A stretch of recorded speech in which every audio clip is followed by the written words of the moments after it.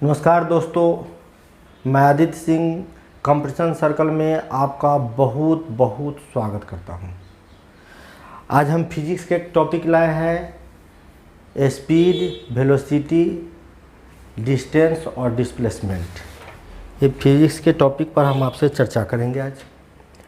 चलिए first question देखिए। वह भौतिक राशि जो कभी निगेटिव नहीं हो सकता, वह भौतिक राशि जो कभी भी निगेटिव नहीं हो सकता, तो वो है दूरी। दूरी कभी भी निगेटिव नहीं होता है। दूरी कभी भी निगेटिव नहीं हो सकता है। यह क्वेश्चन कई बार पूछा गया है। इसके साथ ही आपके पास अन्य ऑप्शन होंगे। फोर्स है, एक्सीलरेशन है और वेलोसिटी है। फोर्स, एक्सीलरेशन और वेलोसिटी ए पॉजिटिव भी हो सकता है, निगेटिव भी हो सकता है और जीरो भी हो सकता है, शून्य भी हो सकता है। ठीक, धनात्मक भी हो सकता है, ऋणात्मक भी हो सकता है और जीरो भी हो सकता है है। डिस्टेंस जो होता है वो कभी भी निगेटिव नहीं होता है। उसके अलावा बल, शून्य बल भी हो सकता है। एक्सीलरेशन और वेलोसिटी, फोर्स, एक्सीलरेशन और वेलोसिटी ये पॉजिटिव, निगेटिव और शून्य कुछ भी हो सकता है। ये केवल डिस्टेंस को छोड़कर। तो हमसे क्वेश्चन पूछा है, वह भौतिक राशि जो कभी भी ऋणात्मक नहीं होगा, तो होगा डिस्टेंस। डिस्टेंस यानी कि दूरी। नेक्स्ट क्वेश्चन नंबर 2 पर आइए। वेग और समय के गुणनफल को क्या कहते हैं? क्वेश्चन पूछ रहा है वेग, वेलोसिटी और समय। वेग और समय के गुणनफल को क्या कहते हैं? तो याद कीजिए, वेग बराबर होता क्या है?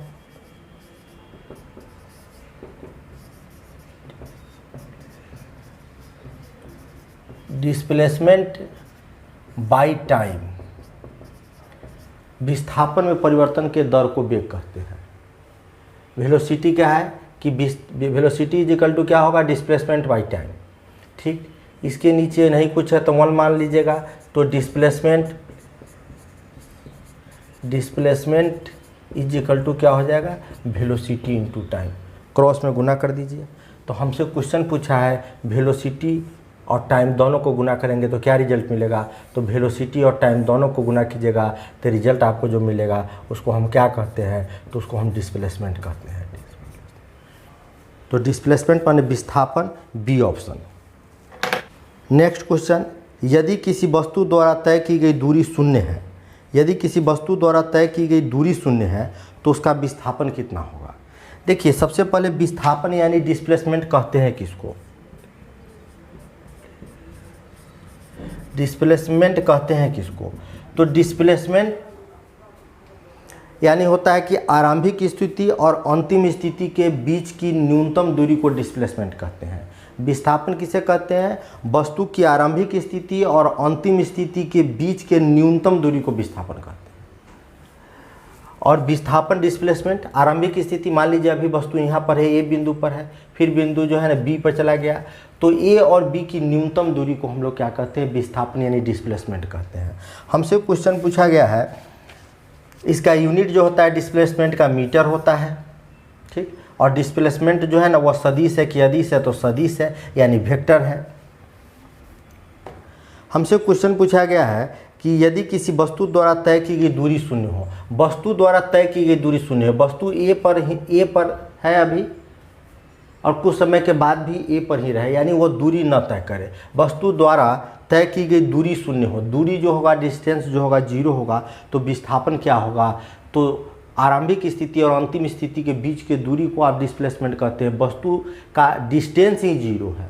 जब डिस्टेंस जीरो होगा तो स्वाभाविक है डिस्प्लेसमेंट भी जीरो होगा। जब दूरी जीरो होगा तो विस्थापन भी जीरो होगा।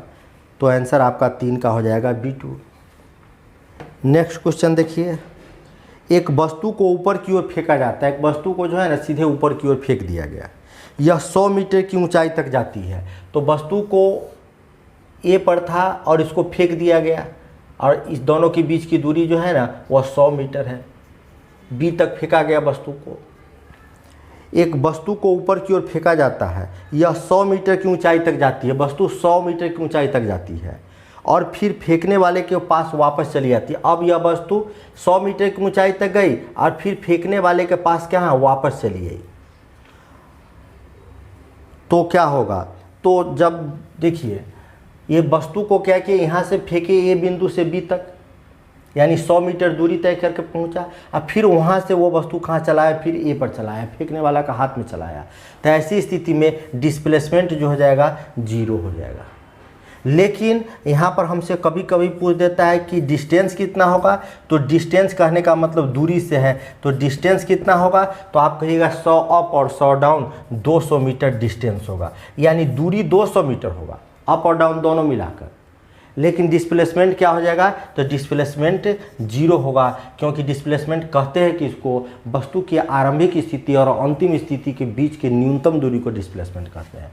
वस्तु आरंभिक स्थिति यहीं ए बिंदु पर था, ए से फेंका गया, और अंतिम स्थिति फिर ए पर ही चला आया है, फेंकने वाला के हाथ में ही चला आया है। तो ऐसी स्थिति में वस्तु का डिस्प्लेसमेंट क्या हो जाएगा, 0, क्योंकि आरंभिक स्थिति और अंतिम स्थिति दोनों सेम है। तो ऐसी स्थिति में क्वेश्चन नंबर 4 का आंसर डी होगा, वस्तु का वास्तविक विस्थापन 0 होगा। वस्तु का वास्तविक विस्थापन 0 होगा। नेक्स्ट कह रहा है कि जब एक पर्यवेक्षक के समय के सापेक्ष समय के साथ जब एक पर्यवेक्षक के सापेक्ष समय के साथ किसी वस्तु की स्थिति लगातार बदलती रहती है। देखिए समय के साथ यदि किसी वस्तु की स्थिति लगातार बदलती रहती है तो कहा जाता है कि वस्तु मोशन में है, यानी गति में है। समय के साथ यदि किसी वस्तु की स्थिति लगातार बदलती रहती है तो ऐसी स्थिति में कहा जाता है कि वस्तु गति में है। लेकिन समय के साथ यदि किसी वस्तु की स्थिति में कोई परिवर्तन नहीं होता है तो कहा जाता है कि वस्तु विराम में है। विराम मतलब रेस्ट में है।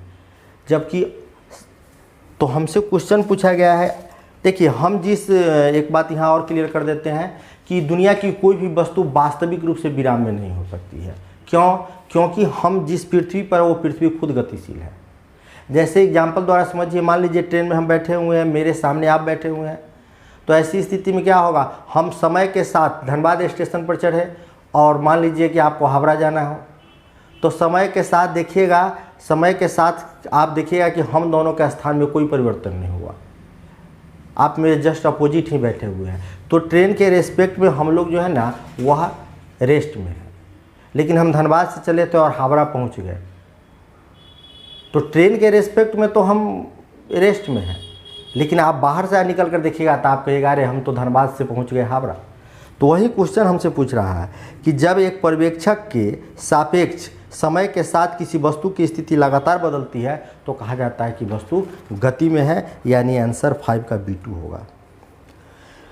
नेक्स्ट क्वेश्चन 6 नंबर में हम आते हैं। जब चालक समान गति से अपनी कार चलाता है, जब कोई चालक समान गति से अपनी कार चलाता है तो 60 सेकेंड में, 60 सेकेंड क्या है, तो सेकेंड जो है यूनिट है किसका, टाइम का, तो हम t = 60 सेकेंड लिख दिए। 60 सेकेंड में 288 मीटर दूरी तय करता है, 288 मीटर दूरी तय करता है, यानी डिस्टेंस तय करता है, 288 मीटर डिस्टेंस तय करता है।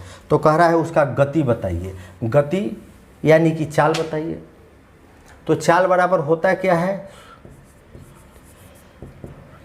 चाल बराबर होता है distance by time, distance upon time. चाल बराबर क्या होता है, दूरी बटा समय। तो 60 एक चालक समान गति से अपनी कार चलाता है और 60 सेकेंड में 288 मीटर की दूरी तय करता है। 60 सेकेंड टाइम दिया हुआ है, 288 मीटर दूरी तय करता है, दूरी का यूनिट है मीटर, तय करता है। तो उसका गति क्या होगा, गति मतलब स्पीड क्या होगा, तो स्पीड बराबर होता है डिस्टेंस बाई टाइम। तो डिस्टेंस कितना हो गया 288 और टाइम कितना है, तो 60 सेकेंड है। तो इसको कैंसिल कर देते हैं, 6 से कर देते हैं, 6 × 24, यानी इसका 4.8 ऊपर मीटर था, देख लीजिए 288 मीटर अब 22 सेकेंड, 288 मीटर पर सेकेंड, सॉरी 4.8 मीटर पर सेकेंड, ए ऑप्शन सही है, 4.8 मीटर पर सेकेंड, ए ऑप्शन। चलिए क्वेश्चन नंबर 7 में हम आते हैं। किरण 90 मीटर लंबे पुल में तैरती है। एक पुल है, इस पुल में जो है ना, स्विमिंग पूल है, ये 90 मीटर है। किरण जो है ना 90 मीटर लंबे पुल में तैरती है, एक छोर से दूसरे छोर तक, फिर वहाँ से वापस सीधे पथ पर तैरकर 2 बार में 360 किलोमीटर दूरी तय करती है। एक बार में 90, अप और डाउन मिला दीजिएगा तो 180, और 2 बार गई है तो 360 हो गया। तो उसका औसत वेग क्या होगा, हमसे पूछ रहा है उसका औसत वेग क्या होगा। तो एवरेज हम जब वेलोसिटी निकालने जाएंगे तो वेलोसिटी बराबर क्या होगा, वेलोसिटी बराबर होगा, हमसे पूछा है कि उसका औसत वेग क्या होगा। तो औसत वेलोसिटी बराबर बताया गया है क्या होता है, डिस्प्लेसमेंट बाई टाइम होता है। डिस्प्लेसमेंट बाई टाइम होता है। एवरेज वेलोसिटी हमको निकालना है, ठीक है, एवरेज वेलोसिटी निकालना है, average velocity displacement by time. तो डिस्प्लेसमेंट कितना हो गया वो बताइए। तो डिस्प्लेसमेंट क्या होता है, आरंभिक स्थिति और अंतिम स्थिति के बीच की न्यूनतम दूरी को हम डिस्प्लेसमेंट कहते हैं। यानी विस्थापन किसको कहते हैं, अंतिम स्थिति और वस्तु की आरंभिक स्थिति के बीच के न्यूनतम दूरी को हम विस्थापन कहते हैं। तो किरण जो है मान लीजिए ए बिंदु से तैरना शुरू की और बी तक गई और बी तक गई, फिर बी से ए तक आ गई और 2 बार अप डाउन मिलाकर 360 किलोमीटर वह दूरी तय की है। तो हमसे पूछ रहा है कि उसका एवरेज वेलोसिटी क्या होगा। तो वह जहाँ से गई थी दूसरा बार भी वहीं पर वापस आ गई है, यानी कि डिस्प्लेसमेंट 0 हो गया। और टाइम से हमको क्या, डिस्प्लेसमेंट 0 ही हो गया। अब हमारे पास टाइम लिखकर क्या करेंगे, 0 हो जाएगा उसका, 0 मीटर पर सेकेंड, 0 मीटर पर सेकेंड हम लिखेंगे 0 मीटर पर सेकेंड। ऑप्शन में 0 मीटर पर सेकेंड में थोड़ा मिस्टेक हो गया है क्या, 0 मीटर पर सेकेंड है, ठीक है। क्वेश्चन नंबर 8 में आइए। क्वेश्चन नंबर 8 हमसे पूछ रहा है वेग में परिवर्तन के दर को क्या कहते हैं। क्वेश्चन नंबर 8 हमसे पूछ रहा है किसी वस्तु का त्वरण उस वस्तु के वेग में परिवर्तन, अच्छा कोई मतलब बीच में डॉट डॉट दे दिया है, किसी वस्तु के त्वरण इसके डॉट डॉट प्रति इकाई समय में हुआ परिवर्तन है। देखिए वेग में परिवर्तन की दर को त्वरण कहते हैं। एक्सीलरेशन किसे कहते हैं, तो वेग में v minus you by T, वेग में परिवर्तन की रेट को क्या कहते हैं, वेग में परिवर्तन, वस्तु का अंतिम वेग, शुरू का वेग में परिवर्तन, और वेग में परिवर्तन की रेट, रेट मतलब टाइम, वेग में परिवर्तन की रेट को क्या कहते हैं, तो क्या कहते हैं, तो त्वरण कहते हैं। तो हमसे क्वेश्चन क्या पूछ रहा है कि यदि किसी वस्तु का त्वरण इसके डॉट डॉट प्रति इकाई समय के साथ हुआ, अच्छा वेग के साथ, सॉरी यहाँ आंसर हो जाएगा आपको बी, वेग के साथ, हाँ वेग में प्रति इकाई परिवर्तन को हम त्वरण कहते हैं। वेग में, वेलोसिटी में प्रति इकाई परिवर्तन को हम एक्सीलरेशन कहते हैं। कौन सा वेक्टर है, यहाँ से आपसे पूछा गया कौन सा वेक्टर है।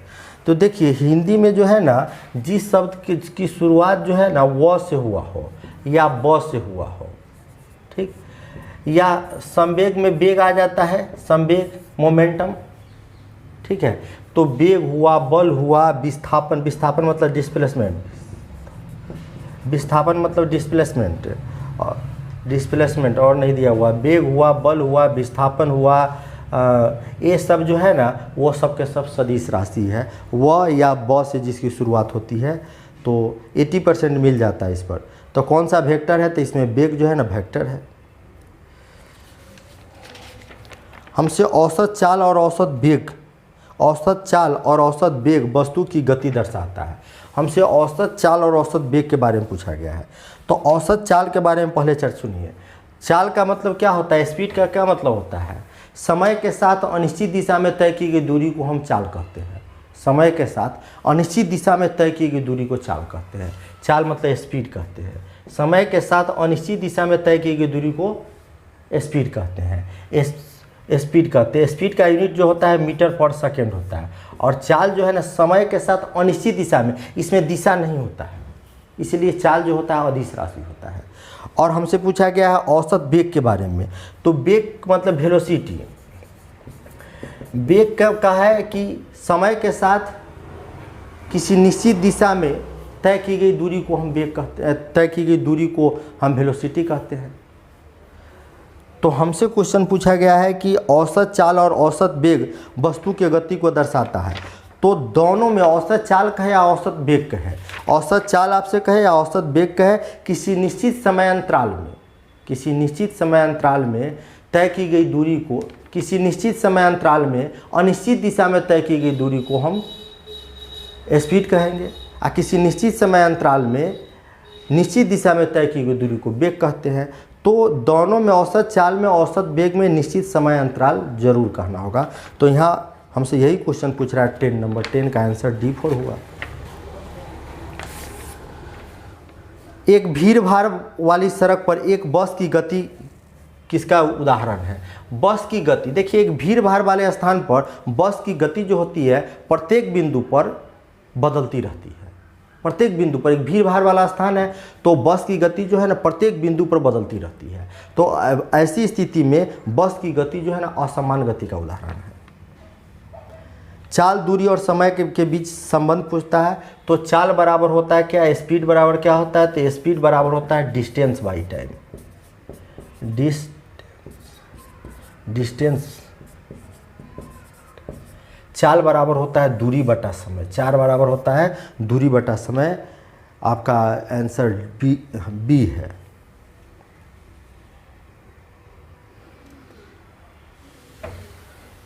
नेक्स्ट क्वेश्चन, तात्कालिक वेग और औसत वेग तब बराबर होती है। तात्कालिक वेग और औसत वेग कब बराबर होती है? जब वस्तु का एक्सीलरेशन 0 होगा ना, जब भी वस्तु का एक्सीलरेशन 0 होगा तो तात्कालिक वेग और औसत वेग बराबर होगी। तो आंसर हो गया 13 का D4। डी, विस्थापन में परिवर्तन के दर को क्या कहते हैं? विस्थापन में परिवर्तन, विस्थापन कहने का मतलब डिस्प्लेसमेंट है। विस्थापन कहने का मतलब डिस्प्लेसमेंट है।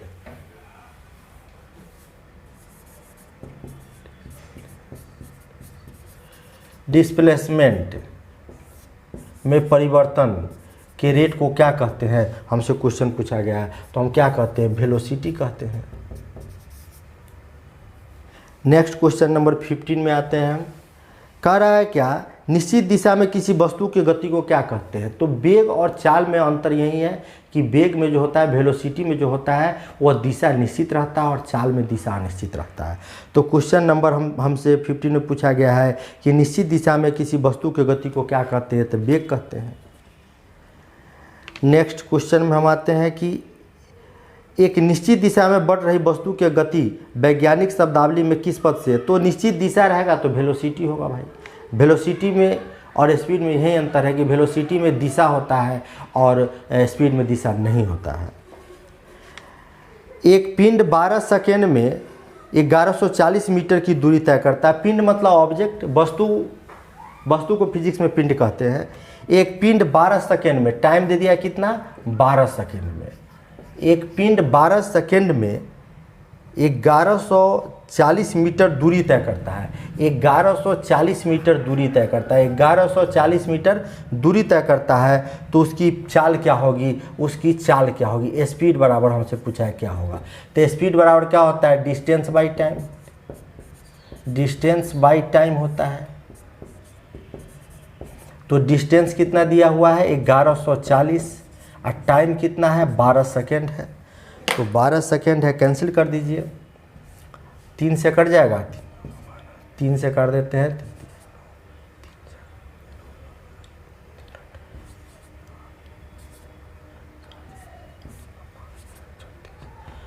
तो आप 95 मीटर पर सेकेंड हो जाएगा। 95 मीटर पर सेकेंड। मीटर पर सेकेंड जो है ना यूनिट है किसका? वेलोसिटी का। तो हमको यूनिट लिखना बहुत ज़रूरी है। चलिए क्वेश्चन नंबर 19 में आते हैं हम। ये क्वेश्चन नंबर 19 बहुत इंपॉर्टेंट क्वेश्चन है आपके लिए। एक वस्तु ऊर्ध्वाधर मतलब सीधे ऊपर की ओर, एक वस्तु ऊर्ध्वाधर ऊपर की तरफ 125 मीटर तक जाकर वापस प्रक्षेपण के स्थान पर 5 सेकेंड के उपरांत आती है तो वस्तु का औसत वेग क्या है? हमसे औसत वेग पूछा है। देखिए एक वस्तु को क्या किया गया कि नीचे से फेंका गया ऊपर की ओर, नीचे से ऊपर की ओर फेंका गया, ए से बी बिंदु तक पहुंची, अब फिर बी से वस्तु जो है ना फिर ए पर ही चली आई, ए पर ही चली आई। तो हमसे पूछ रहा है क्वेश्चन कि उसका औसत वेग क्या था। औसत वेग मतलब एवरेज वेलोसिटी पूछ रहा है। तो वेलोसिटी हम जब निकालने जाएंगे, वेलोसिटी, तो वेलोसिटी बराबर होता है डिस्प्लेसमेंट बाई टाइम। वेलोसिटी बराबर होता है, एवरेज वेलोसिटी निकालना है तो डिस्प्लेसमेंट बाई टाइम। अब क्या हुआ कि वस्तु को मान लीजिए ए बिंदु से फेंका गया बी तक, अब बी से फिर ए बिंदु तक चला आया, तो ऐसी स्थिति में डिस्प्लेसमेंट क्या हो जाएगा, जीरो हो जाएगा। तो ऐसी स्थिति में जब डिस्प्लेसमेंट जीरो हो जाएगा तो हमसे पूछता है औसत वेग क्या होगा, तो औसत वेग क्या होगा, तो औसत वेग शून्य होगा। लेकिन यही यदि इसी क्वेश्चन में पूछ दिया जाए कि वस्तु का औसत चाल क्या था, औसत चाल पूछ दे, हमसे औसत चाल पूछ दे, यदि इसमें हमसे औसत चाल पूछ दे तो ऐसी स्थिति में क्या होगा, औसत चाल पूछ देगा, स्पीड पूछ देगा, तो total distance by total time लिखेंगे। Total distance by total time लिखना होगा हमको, टोटल टाइम। तो टोटल डिस्टेंस कितना है, 125 जाने में और 125 आने में, अप डाउन दोनों मिलाकर टोटल डिस्टेंस कितना हो जाएगा, 250। और टाइम कितना है, तो 5 सेकेंड है, तो इसको कैंसिल कर देंगे तो 50 मीटर पर सेकेंड हो जाएगा। 50 मीटर पर सेकेंड क्या हो जाएगा, तो 50 मीटर पर सेकेंड हो जाएगा एवरेज स्पीड। एवरेज स्पीड पूछेगा तो 50 मीटर पर सेकेंड, जबकि जीरो क्या होगा, तो एवरेज वेलोसिटी होगा, जीरो एवरेज वेलोसिटी होगा। इस दोनों में बहुत अंतर हो गया, देख लीजिए। एक का आंसर जीरो आ गया, दूसरा का आंसर आ गया 50 मीटर पर सेकेंड। तो एक ही क्वेश्चन है, जबकि यह 2 क्वेश्चन है इसमें, और दोनों क्वेश्चन को हम देखेंगे कि बार बार रिपीट कर रहा है। एवरेज वेलोसिटी पूछेगा यहाँ, तो displacement by time, displacement zero हो गया, तो ऐसी स्थिति में एवरेज वेलोसिटी क्या हो जाएगा, जीरो हो जाएगा। जबकि हमसे यह पूछ दे कि औसत चाल क्या थी, तो औसत चाल बराबर होता है एवरेज स्पीड बराबर आपको निकालना पड़े, तो एवरेज स्पीड बराबर आपको कहना होगा total distance by total time. तो टोटल डिस्टेंस दूरी कितनी है, तो दूरी है 125 मीटर, यहाँ से यहाँ की बीच की दूरी 125 मीटर, 125 मीटर है। तो अप में 125 और डाउन में भी 125, 125 मिलाकर 250, और टाइम लगा है 5 सेकेंड, टाइम लगा है कितना, 5 सेकेंड। तो कैंसिल कर दीजिएगा। तो एवरेज स्पीड पूछेगा तो 50 मीटर पर सेकेंड, जबकि एवरेज वेलोसिटी पूछेगा तो जीरो। बहुत बहुत धन्यवाद।